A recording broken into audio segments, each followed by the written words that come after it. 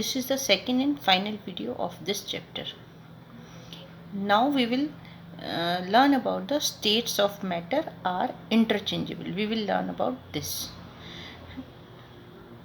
Solid, liquid and gas are interchangeable states. ये तीनों एक दूसरे में चेंज हो जाती हैं, तीनों स्टेट्स.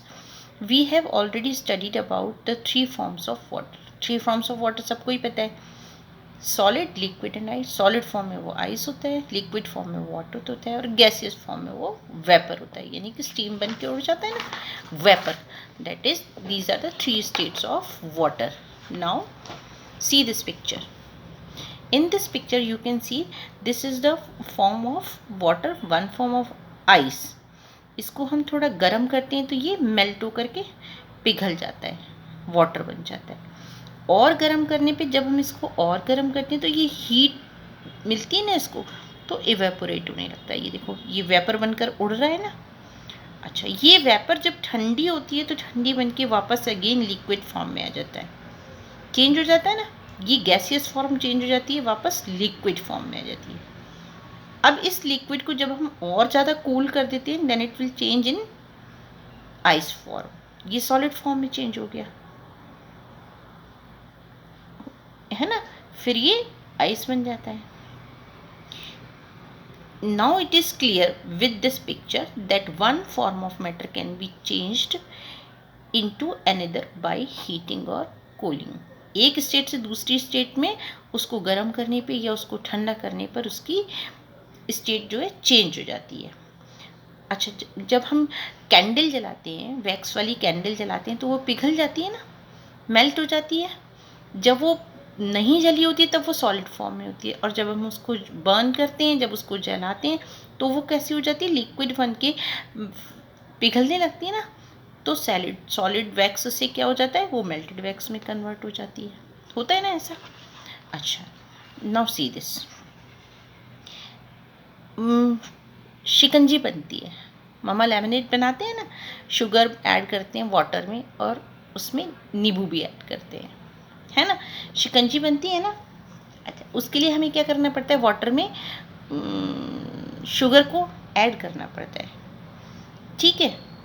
तो जब हम शुगर को उसमें वाटर में मिक्स करते हैं तो शुगर बिल्कुल मिक्स हो जाती है ना. कंटिन्यू उसको चेंज करने से शुगर का, लेकिन उसका वाटर का कलर भी चेंज नहीं होता और वो स्पेस भी नहीं लेती है. पर देखो, उसके लिए take a beaker half fill with water, but put some sugar into it and stir well. Can you see sugar now? No, नहीं दिखाई देती ना sugar. Taste the water, it is sweet. Yes, why? This is because the sugar has dissolve in the water. उसमें mix करने पर sugar mix हो जाती है वाटर में, तो पानी मीठा हो जाता है. क्यों होता है? क्योंकि उसमें शुगर डिसॉल्व हो चुकी है. The liquid is now a sugar solution. In this solution sugar is the solute and water is the solvent. इस में शुगर तो क्या है, सॉल्यूट, और वाटर क्या है, solvent. Because sugar dissolves easily in water, easily dissolve हो जाती है. We say that sugar is soluble in water. तो उसको क्या कह सकते हैं कि हम शुगर जो है वाटर में घुल जाती है, तो that is soluble. Now see this. What happens when sugar dissolve in water? क्या होता है जब शुगर पानी में डिजॉल्व हो जाती है, तो क्या होता है, when we put sugar in water its molecules scatter throughout the water. उसके मॉलिक्यूल्स, शुगर के जो मॉलिक्यूल्स हैं ना, वो वाटर में, पूरे वाटर में बिखर जाते हैं. दे occupy the empty space in between the molecules of water. वो जो वाटर के मॉलिक्यूल्स के बीच में जो जगह होती है, उस स्पेस को वो कवर कर लेते हैं शुगर के molecules. This is why sugar seems to disappear when it is dissolve in water. इसलिए हमें ऐसा लगता है कि शुगर जो है डिसअपियर हो गई है, इस क्यों, और वो घुल जाती है उसमें, क्योंकि उन शुगर के मॉलिक्यूल्स ने वाटर के मॉलिक्यूल्स के बीच का स्पेस कवर कर लिया है. The sugar solution does not look different from pure water, however it taste sweet. इसलिए उनका जो है वो शुगर सॉल्यूशन जो है वो डिफरेंट नहीं लगता, प्योर वाटर से अलग नहीं दिखाई देता, क्योंकि वो उसमें कंप्लीटली डिजॉल्व हो जाते हैं. Now let us compare the volume of the solvent and the solution through the following activities. अब वॉल्यूम को भी कंपेयर करेंगे. Take some water in a beaker. Mark the water level by pasting a strip of paper outside the beaker. Add 3 spoons of sugar to the water and stir well. What happens to the water level in the beaker? It remains the same. इसमें देखो आप करके देखना, एक glass में पानी लेकर उसमें शुगर मिक्स कर लेना. अब जहाँ तक उसका लेवल आया है वहाँ पर आप एक कुछ टेप से या किसी मार्कर से किसी से भी उस पर एक लाइन लगा लेना.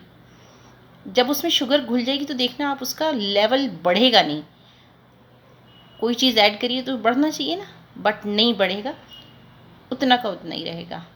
क्योंकि शुगर के जो मॉलिक्यूल्स थे उसने एक्स्ट्रा स्पेस नहीं लिया, उसने जो वाटर के मॉलिक्यूल्स हैं उनके बीच के एम्प्टी स्पेस को कवर किया, इसलिए उसका वॉल्यूम जो है बढ़ा नहीं, वो सेम का सेम रहेगा. इस एक्टिविटी से हमें ये क्लियर हो जाता है कि volume of the solution remains almost the same as the volume of the solvent. जैसे सॉल्वेंट का वॉल्यूम था वो सेम रहेगा. This is because sugar does not take up any extra, क्योंकि शुगर ने कोई एक्स्ट्रा स्पेस नहीं लिया है. So now your chapter is complete. Do this book work. Tomorrow in next session I will give you the question answer of this chapter. Thank you.